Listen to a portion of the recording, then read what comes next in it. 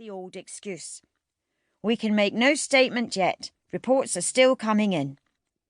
It was not an unusual frustration. She walked over to Cliff's desk and explained the problem. "It might be worth taking a run down there to see what the score is," she suggested. "I can be there in an hour at this time of night, and if it is shaping up into a nasty, we should have someone on the spot. I don't know how far we can rely on the lad that filed the original copy. I've got some good contacts at the peace camp. We could get a cracking exclusive out of it. What do you think?" Cliff shrugged. "I don't know, it doesn't grab me." Lindsay sighed. "On the basis of what we've got so far, we could be looking at a major civil disturbance. I'd hate the opposition to beat us to the draw when we've got a head start with my contacts."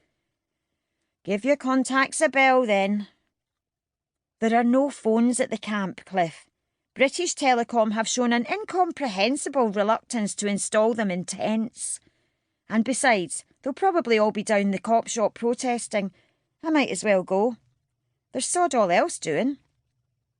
He grinned. "OK, Lindsay, go and take a look. Give me a check call when you get there. I'll see if we can get any more information over the phone. Remember your deadlines. There's no point in getting a good exclusive if we can't get it in the paper." "What about a pickman?" "Let me know if you need one when you get there. I seem to remember there's a local snapper we've used before." 5 minutes later, Lindsay was weaving through the London traffic in her elderly MG Roadster. She drove on automatic pilot while she dredged all she knew about the peace camp to the surface of her mind. She'd first been to the camp about 9 months before. She and Cordelia had made the 20-mile detour to Brownlow Common one sunny May Sunday after a long lunch with friends in Oxford. Lindsay had read about the camp in one of the Sunday papers and had been intrigued enough by the report to want to see it for herself.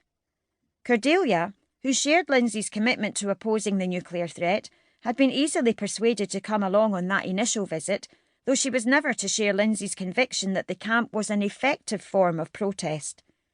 For Cordelia, the channels of dissent that came easiest were the traditional ones of letters to the Guardian and MPs. She had never felt comfortable with the ethos of the camp. Cordelia always felt that she was somehow being judged and found wanting by the women who had made that overwhelming commitment to the cause of peace. So she seldom accompanied Lindsay on later visits, preferring to confine her support to handing cash over to Lindsay to purchase whatever necessities the camp was short of, from lentils to toilet chemicals. But for that first visit, she suspended her instinctive distrust and tried to keep her mind open. The peace camp had started spontaneously just over a year before. A group of women had marched from the West Country to the American Air Base at Brownlow Common to protest at the sighting of US cruise missiles there. They had been so fired by anger and enthusiasm at the end of their 3-week march that they decided to set up a peace camp as a permanent protest against the nuclear colonisation of their green, unpleasant land. Thinking back to that early summer afternoon, Lindsay found it hard to remember what she'd expected. What she had found was enough to shatter her expectations beyond recall. They had turned off the main road onto a leafy country lane. After about 1.5 miles, the trees on one side of the road suddenly stopped. There was an open clearing the size of a couple of football pitches, bisected by a tarmac track that led up to a gate about 250 yards from the road. The gate was of heavy steel bars covered with chain-link fencing and surmounted by savage angled spikes wrapped with barbed wire. The perimeter fence consisted of 10-foot-tall concrete stanchions and metal-link fencing topped by rolls of razor wire. More razor wire was laid in spirals along the base of the fence.